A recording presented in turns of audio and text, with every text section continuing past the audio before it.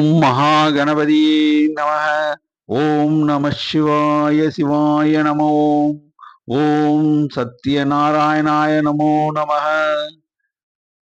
ஆன்மீக ஜோதிட அன்பர்களுக்கு வணக்கம் கூறும் உங்கள் அன்பன் அஸ்ட்ரோ சிவக்குமார்.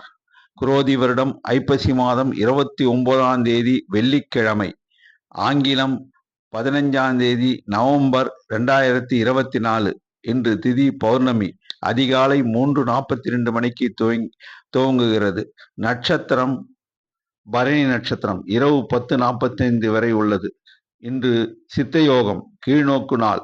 திருவண்ணாமலை கிரிவலம் இன்று அதிகாலை 3:42 மணிக்கு துவங்கி சனிக்கிழமை அதிகாலை வரை 3:42 வரை கிரிவலம் வர உத்தமம். இன்று சிவாலயத்தில் சிவபெருமானுக்கு மகா அன்னாபிஷேகம். இந்த அன்னாபிஷேகத்தில் பக்தர்கள் கலந்து கொண்டு சிவபெருமானுடைய அருளாசையை பெற வேண்டுகின்றேன். இன்று மாலையில் விஷ்ணு ஆலயத்தில் சத்யநாராயண பூஜை நடைபெறும். சத்யநாராயண பெருமாளுக்கு விரதம் இருந்து வணங்கினால் வாழ்க்கை மேன்மை உண்டாகும். பொருள் செல்வம் எல்லாம் சேரும். இறையருள் கூடும். இன்று சந்திராஷ்டமம். அஸ்த நட்சத்திரக்காரர்களுக்கு, அஸ்த நட்சத்திரத்தில் பிறந்தவர்கள் இன்று தங்கள் முக்கிய அலுவல்களை மேற்கொள்ள வேண்டாம். அவ்வாறு மேற்கொள்ள தேவைப்பட்டால் பெருமாள் கோவிலுக்கு சென்று பெருமாளை தரிசனம் செய்து தாயாரையும் வணங்கி பெருமாள் கோவிலை 3 முறை பிரதட்சணமாக சுற்றி வந்து பின் அந்த வேலைகளை தொடங்கலாம். இவர்கள் பேச்சில் கவனம் தேவை.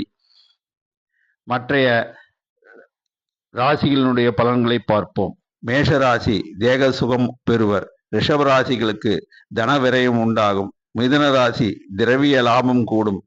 கடக ராசிக்காரர்களுக்கு விடாத முயற்சியால் வெற்றி உண்டாகும். சிம்ம ராசிக்காரர்களுக்கு முதலில் காரியம் தடையாகி பின் முடியும். கன்னியா ராசிக்காரர்களுக்கு சோகம், மன உளைச்சலில் உண்டாகும். துலாம் ராசிக்காரர்களுக்கு சந்தோஷம் அடைவர். விருச்சிக ராசிக்காரர்கள் வாகனம் ஓட்டும் போது கவனம் தேவை. தனுசு ராசிக்காரர்களுக்கு காரிய டிலே ஆகும். மகரம் ராசிக்காரர்களுக்கு சௌக்கியமாக இருப்பர். கும்ப ராசிக்காரர்கள் தான் நினைத்த காரியத்தை முடிப்பர். மீன ராசிக்காரர்கள் வரவை விட செலவு மிகும். நன்றி, வணக்கம்.